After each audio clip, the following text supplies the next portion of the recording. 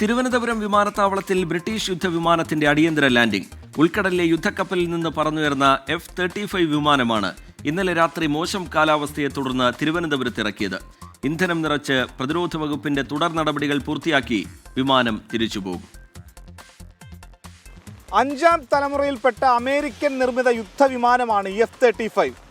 Princess വേൽ എന്ന വിമാനവാഹിനി കപ്പലിലാണ് കേരള തീരത്ത് നിന്നും 100 നോട്ടിക്കൽ മൈൽ അകലെ യുദ്ധവിമാനം ഇന്നലെ രാത്രി 8 മണിയോടെ എത്തിച്ചത്.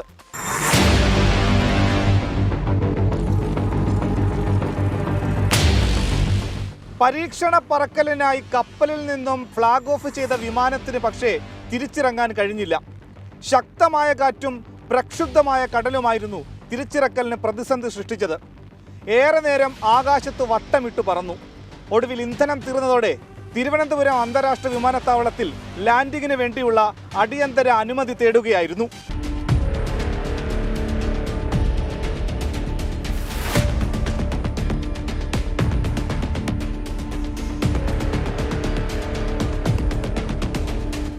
അരമണിക്കൂറിനുള്ളിൽ തന്നെ അടിയന്തര ലാൻഡിംഗ് നടത്തി.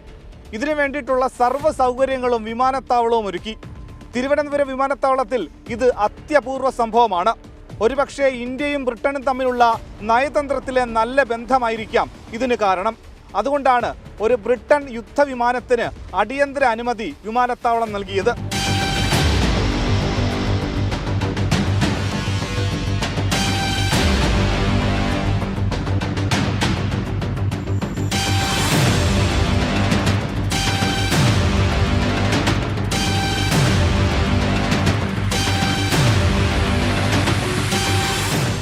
നിലവിൽ തിരുവനന്തപുരം വിമാനത്താവളത്തിന്റെ ആഭ്യന്തര എയർബേയിൽ കിടക്കുന്ന യുദ്ധവിമാനത്തിൽ 19 കിലോഗ്രാം ഭാരമുള്ള ഏവിയേഷൻ സ്പിരിറ്റ് നിറച്ചു കഴിഞ്ഞു.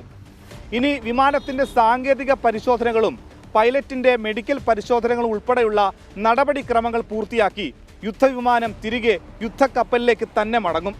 തിരുവനന്തപുരത്ത് നിന്നും മനീഷ് മഹിബാൽ, 24.